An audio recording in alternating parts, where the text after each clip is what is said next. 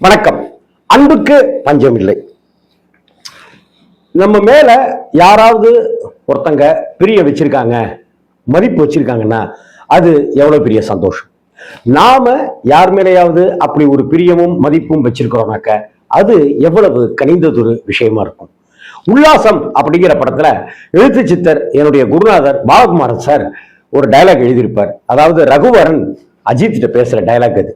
அந்த டைலாக் என்னன்னாக்க, மனுஷனா பிறந்தவன் யாரையாவது லவ் பண்ணணும், நம்மளையும் யாராவது லவ் பண்ணணும் அப்படின்னு ஒரு டைலாக்.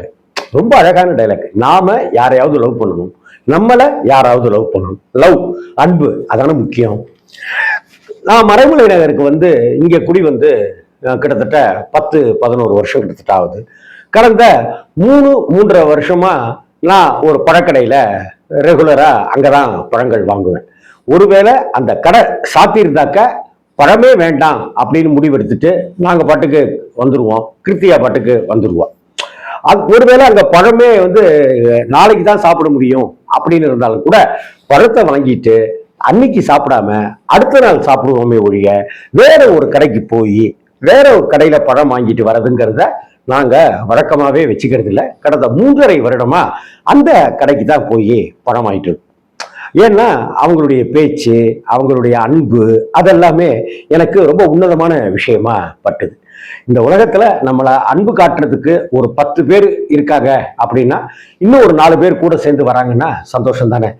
4 இட்லிக்கு மேல சாப்பிட முடியாதுங்க, போதும் அப்படின்னு சொல்லலாம். 40 பேர் என்கிட்ட அன்பு காட்டுறாங்க, 41வது நீங்க அன்பு காட்டாதீங்க அப்படின்னு சொல்லவே மாட்டோம்ல நாம. அப்படிப்பட்டதான லவ்ங்கிறது. அந்த பொண்ணு பேரு சத்யா, அவங்க கணவர் பேரு ராஜா. நாங்க வந்தாலே ஏதாவது ஒரு படம் நாங்க வாங்கணும்னாக்கா அதை தாண்டி அங்க நிற்கும் போது எங்களுக்கு சாப்பிட பழங்குடல் கொடுக்குற வழக்கம் அவங்களுக்கு. சமீபத்துல கூட நான் சொல்லியிருந்தேன் நண்பர்கள்ட்டெல்லாம், நம்ம வீட்டுல பிள்ளையார் கோவில் இருக்கு இல்லையா கீழே, அந்த பிள்ளையார் கோவில்ல சண்டி ஹோமம் பண்ணும்போது வரவங்களுக்கெல்லாம் சாத்துக்குடி கொடுக்கணும் அப்படின்னு சொன்னப்ப, சாத்துக்குடிக்கு நான் தரேன், குருநாதருக்கு நான் தந்ததா இருக்கட்டும் அப்படின்னு சொன்னா. கிட்டத்தட்ட என்னைய குருநாதர் அப்படின்னு தான் சத்யா சொல்லுவா. சத்யாவுக்கு என் மேலேயும் எங்க குடும்பத்து மேலேயும் அப்படி ஒரு அளப்பரிய அன்பு. சத்யாவுக்கு மட்டும் இல்லை, சத்யாவுடைய கணவர் ராஜாவுக்கும். போன வாரத்துல போன் பண்ணி 10ஆம் தேதி அன்னைக்கு நீங்க எங்கேயும் போயிடக்கூடாது அப்படின்னு சொன்னாங்க. என்னம்மா தாயே, என்ன விஷயம் அப்படின்னு கேட்டேன்.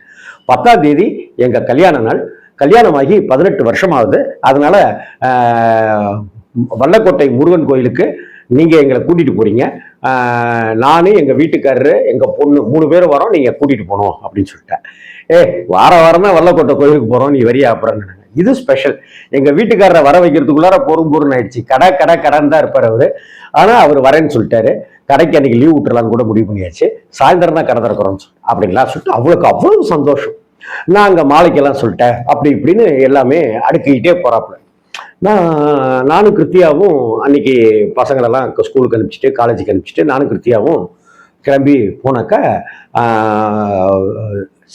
சத்யாவோட கணவர் ராஜா, அவங்க குழந்தை பேரு சாரதி. சாரதிங்கிறது பெண் பெயர். +1 படிக்கிறா, மயூரி மாதிரியே, பயோமேக்ஸ். 3 பேர் நிற்கிறாங்க. அந்த டிரைவர் தம்பியும் நிற்கிறான். பார்த்தா ஒரு 7-8 பை இருக்கு. என்னடா இதுன்னு பார்த்தாக்க அந்த மாலையை பைக்குள்ளரே வைக்க முடியல. வல்லக்கோட்டை பிரம்மாண்டமா இருக்கிற அந்த முருகனுக்கு பெரிய பிரம்மாண்ட மாலை, வள்ளி தெய்வானைக்கு ஆளுக்கு ஒரு மாலை, அப்புறம் பிள்ளையாருக்கு ஒரு மாலை, அப்புறம் உற்சவர் முருகனுக்கு ஒரு மாலை, சண்முகர் சன்னதியில ஒரு மாலை, அப்புறம் அம்பாள் இருக்கா திரிபுர சுந்தரி அவளுக்கு ஒரு மாலை, அப்படின்னு எல்லாருக்கும் மாலை, எல்லா சுவாமிக்கும் மாலை வாங்கிட்டு வந்திருக்கா. எல்லா சுவாமி சன்னதியில இருக்கிற குருக்களுக்கும் பழங்கள், ஸ்வீட் பாக்ஸ், காசு அப்படின்னு தனித்தனியா ஒரு பை போட்டு வச்சிருக்கா. பார்க்கவே ரொம்ப சந்தோஷமா இருந்தது. உடனே நான் போன உடனே அங்க 1ஆம் தேதியிலிருந்து 10ஆம் தேதி வரைக்கும் சந்திரசேகர குருக்கள் அண்ணா தான் முறை, அவருடைய முறை. அதுக்கப்புறம் பரணி அண்ணா அப்படின்னு ஒரு அண்ணா, அதற்கு பிறகு குகன் அப்படின்னு. இவங்க எல்லா கோவில இருக்கிற எல்லா குருக்களுமே எனக்கு ரொம்ப நல்ல அன்பானவர்கள், என் மேல ரொம்ப பிரியம் கொண்டவர்கள்.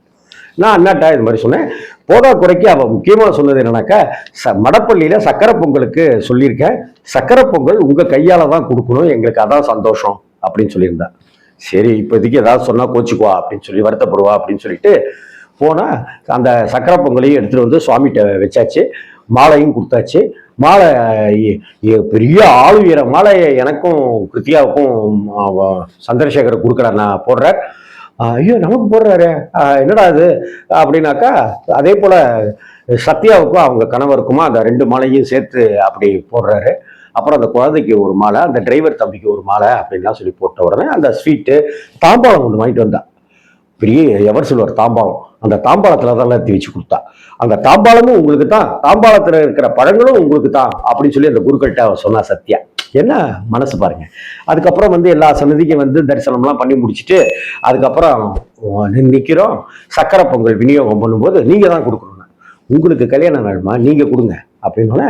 அப்புறம் என்கிட்ட கையில காசு இல்லை அந்த சமயத்துல. ஏன்னா போன மாசம் ஃபுல்லா நிறைய செலவுகள், திருச்சிக்கு போனது, கிருத்தியாவுடைய அண்ணன் இறந்து போனப்ப போனது, அதுக்கப்புறம் திரும்ப 10ஆம் நாள் காரியத்துக்காக 4-5 நாள் இருந்ததுன்னு நிறைய செலவுகள் ஆயிடுச்சு. என்கிட்ட பணம் இல்லை, என்னடா பண்றது அப்படின்னு பார்த்தாக்க ஒரு புடவை ஒன்று ரெடியாக வச்சுருந்தேன். அந்த புடவையையும் ஒரு வேஷ்டியையும் ஒரு துண்டையும் எடுத்துக்கிட்டு போயிட்டதோட மட்டும் இல்லாமல் வெத்தலை பாக்கு ஒரு 11 ரூபா காசு அப்படின்னு வச்சாச்சு. அதுக்கப்புறம் அங்கே போயிட்டு என்ன பண்ணோம், 18 அகல் விளக்கு வாங்கி இந்த 18 அகல் விளக்கையும் நீ ஏற்று அப்படின்னு சத்யாட்ட சொன்னேன். 18வது வருஷம் கல்யாண நாள், நீ 18 தீபத்தை ஏற்று அப்படின்னு சொன்னேன். அதுக்கப்புறம் எப்படியாவது ஹோட்டலுக்கு சாப்பிட கூப்பிடுவா, அதுக்காவது நம்ம காசு வச்சுக்கணும்டா அப்படின்னு சொல்லிட்டு பத்திரப்படுத்தி அப்படி இப்படின்னு புரட்டி இரட்டி காசு வச்சிருந்தேன் நான். சாப்பிட இதெல்லாம் முடிச்சு தரிசனம்லாம் முடிச்சு எல்லாம் முடிச்சுட்டு வேற யாருக்காவது தரணுமான்னு கேட்டா அங்க இருக்கிற கூட்டுறவங்களுக்கு அவங்களுக்கு ஒரு 50 ரூபா கொடு, இவங்களுக்கு ஒரு 100 ரூபா கொடு அப்படி இப்படின்னு சொல்லி சொன்னேன்.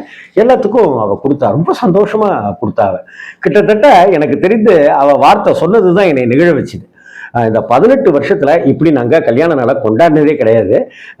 என்னமோ உங்களை வச்சுக்கிட்டு கொண்டாடணும்னு தோணுச்சு. நம்ம இங்கே இப்போ சாப்பிட போகணும் அப்படின்னாக்கா, உரகடத்துலேருந்து சிங்கப்பெருமாள் கோவில் வர வழியில எந்த ஒரு சைவ ஹோட்டலுமே இல்லைங்கிறது வேதனையான தலையெழுத்தான விஷயம். எல்லாமே நான்வெஜ் கடைகளாக இருக்கு. அப்புறம் சிங்கப்பெருமாள் கோவிலில் A2B ஹோட்டலுக்கு வந்தோம். A2B ஹோட்டலில் ஃபுல் மீல்ஸ் சாப்பாடு சாப்பிட்டோம். அதுக்கு நான் பில் பே பண்ணுறேன். பெரிய இந்தியா பாகிஸ்தான் யுத்தம்னு சொல்லுவாங்களே, அது மாதிரி பெரிய யுத்தமே நடத்திட்டாங்க சத்யாவும் சத்யா வீட்டுக்காரரும். உங்க கல்யாண நாளைக்கு நீங்க அன்னைக்கு உங்க கல்யாணத்தன்னைக்கு நீங்க சாப்பாடு போட்டீங்கல்ல, இதுக்கு நாங்க சாப்பாடு போடுறோம், கல்யாண நாளுக்கு நாங்க சாப்பாடு போடுறோம் அப்படின்னு சொல்லிட்டு நீங்க வேணா எங்க கல்யாண நாளைக்கு சாப்பாடு போடுங்க அப்படி இப்படின்லாம் சொல்லி சமாளிச்சுட்டு பில்லெல்லாம் பே பண்ணிட்டு சரி நாங்க கிளம்புறோம் அப்படின்னு நான் 2 வீலர்ல உட்காடுறேன். அந்த சத்யாவுடைய கணவர் ராஜாவும் என் பக்கத்துல என் கையை கெட்டியா பிடிச்சிக்கிட்டாங்க.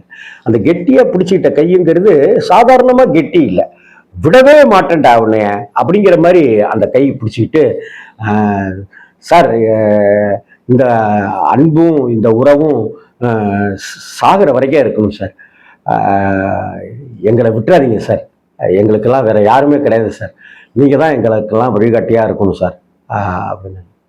என்ன குருன்னு எப்போ பார்த்தாலும் சொல்ற, இப்போ வழிகாட்டிங்கிற என்ன பெரிய சாமியார் ரேஞ்சுக்கு ஆளாக்குற? அதெல்லாம் இல்லை, நீங்க நானும் நல்ல ஃப்ரெண்டு, நம்ம சாகிற வரைக்கும் ஒத்துமையாக தான் இருப்போம் அப்படின்னு சொல்கிறேன்.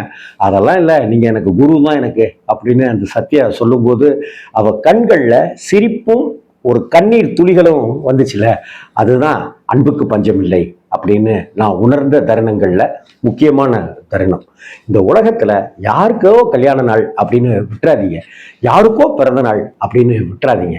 அந்த பிறந்த நாளை இன்னும் அழகாக்குறதுக்கு, அந்த கல்யாண நாளை இன்னும் அழகாக்குறதுக்கு நம்மளால என்ன செய்ய முடியும்? 18 அகல் விளக்கு ஒரு சந்தோஷம் இல்லையா? சாப்பாடை விட்டு தள்ளுங்க, கூட நின்னது சந்தோஷம் இல்லையா? சக்கரை பொங்கல் கொடுக்கும்போது பக்கத்திலேயே நின்று சந்தோஷமா கொடுக்கறதுங்கிறது சந்தோஷம் இல்லையா? இந்த உலகத்துல அன்புக்கு பஞ்சமே இல்லைங்க. சக்கரை பொங்கலை கொடுக்கறத போல அன்பை கொடுக்கலாம். 18 அகல் விளக்கு, நெய், திரின்னு கொடுத்து தீபம் ஏத்துன்னு சொல்றத போல அன்பை பரிமாறிக்கலாம். ஹோட்டல்ல சாம்பார் நல்லா இருக்குல்ல, மோர் குழம்பு நல்லா இருக்குல்லன்னு சொல்றது போல அன்பையும் பரிமாறிக்கலாம், அன்பையும் சுவைக்கலாம். அன்புக்கு பஞ்சமில்லை. வணக்கம்.